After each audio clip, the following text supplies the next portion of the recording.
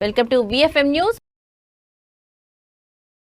Anantapuram urban నియోజకవర్గం పరిధిలోని 93, 94, 95 survey నెంబర్లలో ఉన్న ప్రభుత్వ భూమిని భూ బకాసురులు భారీ ఎత్తున కబ్జాలకి పాల్పడి అక్రమంగా వాటిని అమ్మేశారని, దీనికి సంబంధించి దళిత బహుజన సంఘాల నాయకులు సోమవారం అనంతపురం జిల్లా కలెక్టర్ ఓ ఆనంద్ను కలిసి వినతి పత్రాన్ని సమర్పించారు.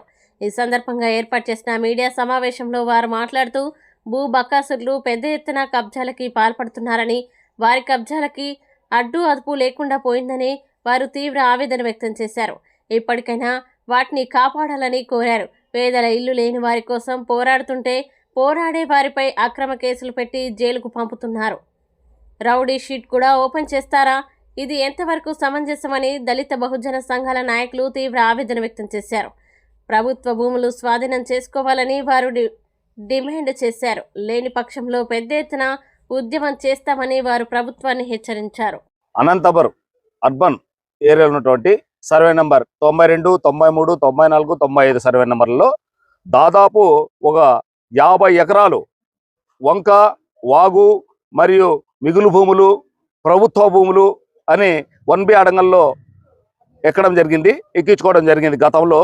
కానీ కొంతమంది భూ కబ్జాదారులు, భూ బకాసురులు ఈ అనంతపురంలో కొంతమంది రాజకీయ నాయకుల అండదండలతో అది మొత్తం కంచెలు కట్టుకొని పెద్ద పెద్ద వాల్స్ కట్టి భూమిని మొత్తం కాంపౌండ్లు కట్టుకొని వారు కబ్జాలో ఉన్నారు. అయితే కబ్జాలు ఉన్నప్పుడు పేదవాళ్ళకి గుడిసెలని చెప్పి గట్టు రామాంజనేయ అతను ఆ గుడిసె లేపిస్తే అతని మీద దౌర్జన్యంగా పోలీసులు చేసి శాంతిలనే ఒక సిఐ గారు మా రామాంజీ మీద రౌడీ షీట్ కట్టడం జరిగింది. కానీ రౌడీ షీట్ కట్టాలంటే దానికి చాలా కారణాలు ఉన్నాయి. కాబట్టి అవన్నీ క్షుణ్ణంగా పరిశీలించుకోకుండా పోలీసు వారు రౌడీ షీట్ కట్టడం జరిగితే ముందుగా కాంపౌండ్ వాళ్ళు కట్టింది కసిరెడ్డి శ్రీనివాసర్షిప్ లేకుండా చేయడానికి అతని మీద రౌడీ షీట్ కట్టి చాలా ఇబ్బందులు పెట్టారు. జైలుకు పంపించి జైలు నుంచి కూడా రావడం జరిగింది.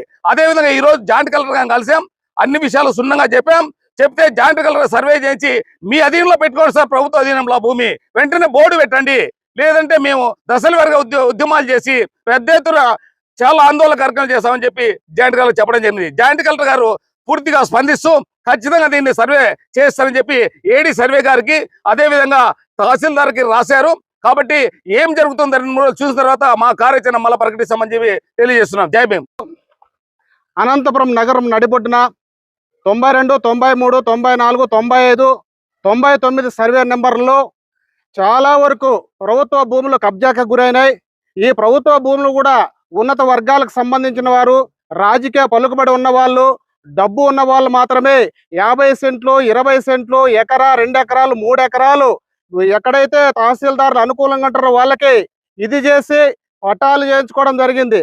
మరి గట్టు రామాయణేయులు గారు ఈరోజు ప్రభుత్వ భూములు గుట్టు వీపితే ఆయన మీద రౌడీ షీటు ఓపెన్ చేయడం ఎంతవరకు సమంజసమని ఈ 3 టౌన్ సిఐ శాంతిలాల్ గారిని మేము ప్రశ్నిస్తున్నాం.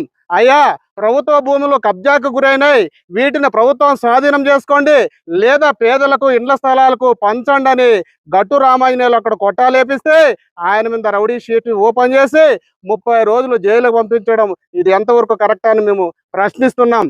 మరి పేదలకు నివాస యోగ్యమైనటువంటి ఆ భూములను పేదలకైనా ఇవ్వండి, లేదా ప్రభుత్వానికి ఉపయోగపడితే ప్రభుత్వానికైనా తీసుకోవాల్సిందిగా మేము తెలియజేసుకుంటూ, ఏదైతే గట్టు రామాయణాల కంటే ముందు ఎవరైతే అక్కడ ఆక్యుపేషన్ లో ఉండారో వారిపైన రౌడీ షీటర్లు ఓపెన్ చేయండి, వారిపైన భూ కబ్జాదారులుగా కేసులు రిజిస్టర్ చేయమని విజ్ఞప్తి చేస్తూ, అనంతపురం కలెక్టర్ గారిని కలవడానికి దళిత సంఘాలు, ప్రజా సంఘాల నాయకులు, వాడి all India Bahujan Samaj party నాయకులు అందరూ కలిసి ఈరోజు కలెక్టర్ ఆఫీస్కి వచ్చి కలెక్టర్ గారికి ఒక అర్జీ ఇవ్వడం జరిగింది.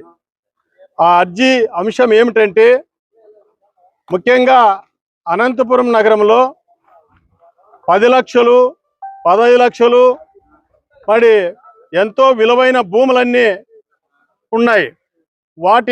అవి వంకపురం కింద ఉన్నాయి భూములన్నీ.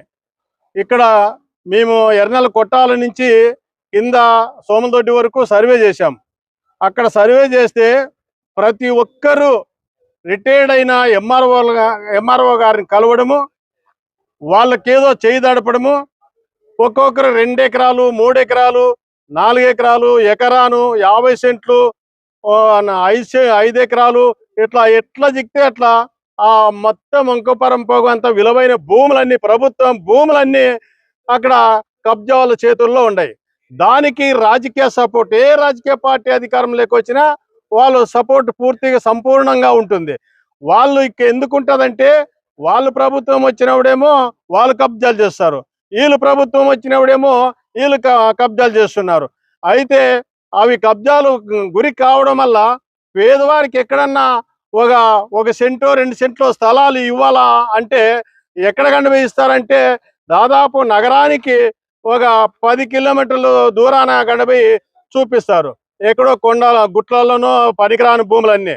కాబట్టి మేము చెప్పేది ఏమంటే, జిల్లా కలెక్టర్ గారికి మీడియా ద్వారా ప్రభుత్వ యంత్రాంగానికి మేము చెప్పేది ఏమంటే, ఎంతో విలువైన భూములు దాదాపు ఒక 80 ఎకరాలు తేలుతుంది. ఇక్కడి నుంచి మీరు ఇదంతా సర్వే చేస్తే ఎట్లా అది అక్కడ భూములన్నీ మీరు ఇవ్వగలుగుతారు. మరి పొజిషన్ సర్టిఫికేట్ ఇస్తున్నారు, పొజిషన్ కింద తీసుకుంటున్నారు. అక్కడ ఏమన్నా పంటలు పెడతారా పొజిషన్ కింద ఇచ్చేకి? అట్లా కాబట్టి అవన్నీ పొజిషన్ సర్టిఫికెట్లు అన్ని రద్దు చేయాలా.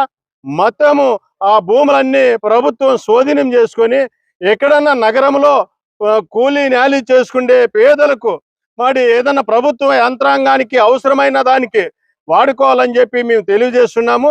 ముఖ్యంగా పేద ప్రజలకి ఇండ్ల పనులు చేసుకునే వాళ్ళకి కానీ, మరి దినకూలి చేసుకునే వాళ్ళకి కానీ ఇప్పుడున్న పరిస్థితుల్లో 1 సెంటు కూడా కొనలేరు.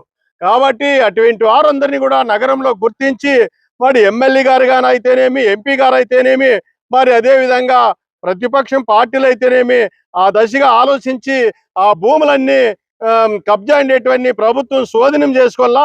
లేని పక్షంలో మాత్రము మేము ప్రజా సంఘాలని, కుల సంఘాలని కలిసి వచ్చే రాజకీయ పార్టీలను అందరినీ కలుపుకొని all India Bahujan Samaj party నాయకత్వంలో పెద్ద ఎత్తున దాంట్ల మీద మేము అంచెలుగా ఒక 2-3 సంవత్సరాలు ఒక పోరాటాన్ని తీసుకుంటామని చెప్పి తెలియజేస్తున్నాము.